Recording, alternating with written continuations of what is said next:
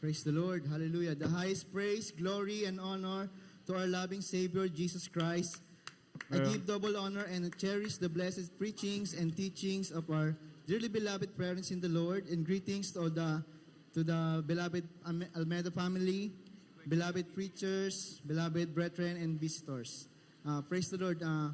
Pinupurit ko, pinapasalamatan ng mahal na Panginoong Isus sa ginintawang araw na ito na muli akong mga pagpasalamat, mga paghayag ng mga dakilang himala sa aking buhay. Year 1994 po, una pong nasave ang aking beloved lola sa dako po ng Olongapo Outreach. That time po, ang aking beloved lola po noon, ang inupahan niya pong bahay, katabi lang po ng Olongapo Outreach po dun sa Olongapo. Andun na nagkaroon po siya ng karamdaman na sakit sa tiyan na hindi niya alam kung anong gagawin niya. Subalit, naabot po siya ng panalangin ating minamahal at ginagalang na mahal na pastor. Kusap po siyang pumunta dun sa outreach na yon, na that time na may service po ng gawain doon, at pumunta po siya sa loob ng church.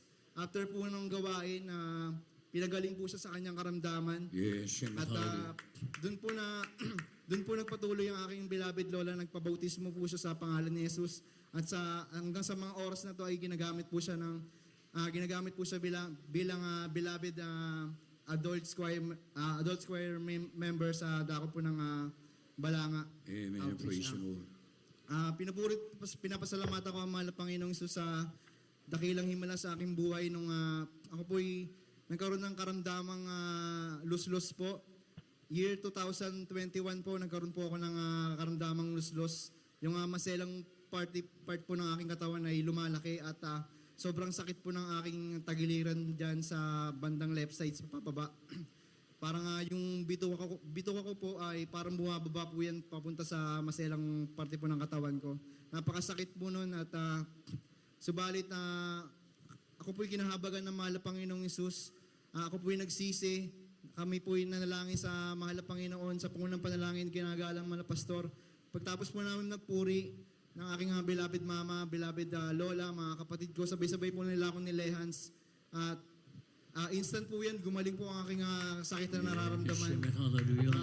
Praise the Lord. Mula po ng year 2021, nag-fasting po ako noon ng 3 days. After po noon, hanggang sa mga oras na ito, hindi na po bumalik ang sakit kong lus-lus.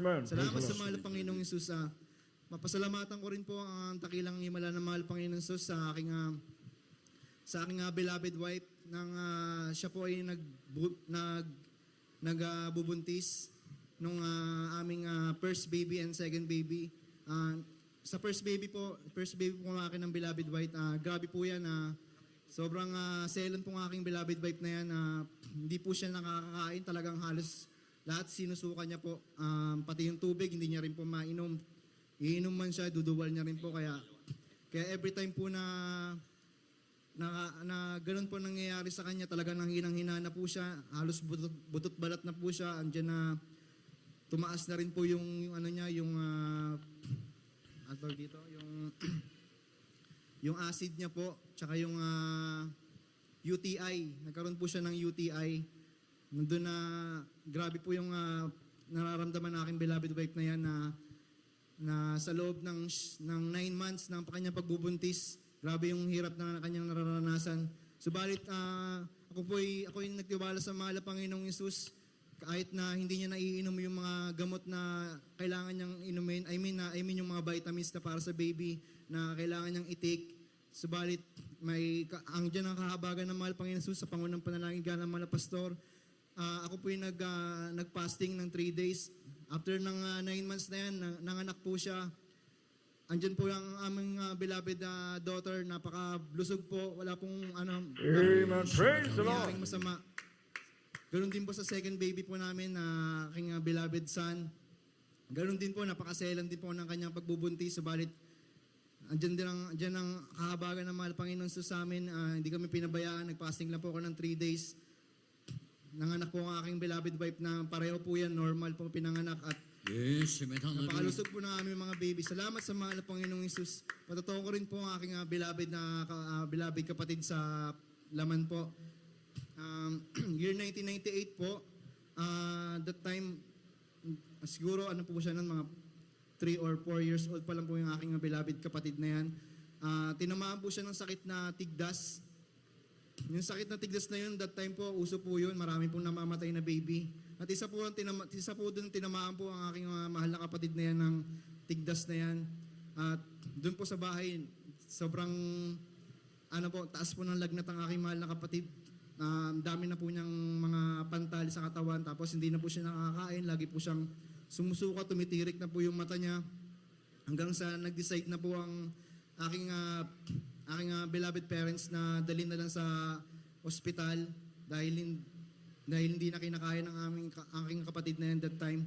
Year 1998 po, na napunta po sila sa ospital at doon po na-confine po ang aking beloved kapatid na yan. Doon po medyo naging okay ang kanyang katawan, pero mga ilang araw lang po, lalong lumala po ang sakit ng aking beloved kapatid na yan. Diyan po na sobrang hirap nang nangyari sa kalooban ng aking beloved parents, na talagang andyan, kahit na sa loob ng ospital, nagpupuri po sila, lumuluhod, umiiyak. Subalit, dumating yung time na kinuha na po ng mahal na Panginoon Sus ang aking mahal na kapatid na yan. Wala na po siyang buhay. Subalit, pinaisip ng mahal na Panginoon Sus na yung pictures po ng aking mahal na kapatid na ipadala daw po sa beloved parents of the Lord. Pinalehans po kay Mahal na Pastor Bildestrada Almeda. At after po ng lehans po ng Mahal na Pastor Bildestrada Almeda na yan, instant po, gumaling po, nabuhay po ang aking mahal na kapatid na yan. Praise the Lord. Hallelujah. Subalit sa kanyang pagkabuhay na yan, na find out po ng mga doktor na yung kapatid ko po, bumalik po ang kanyang buhay.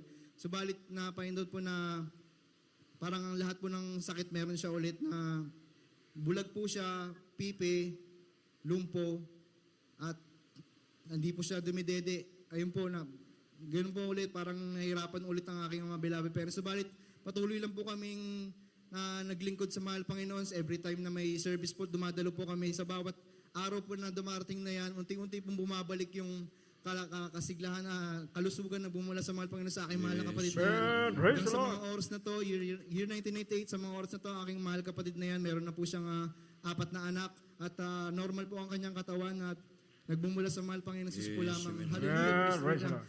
At ang pagbibigay ay susi ng pagpapala. Ako po yung mula nung natuto po ako magbigay sa mahal Panginoong Isus, andyan na hindi ko ako pinagkukulang ng mahal Panginoong Isus. Binibigay ko po ang aking ikapot handog. Andyan na nung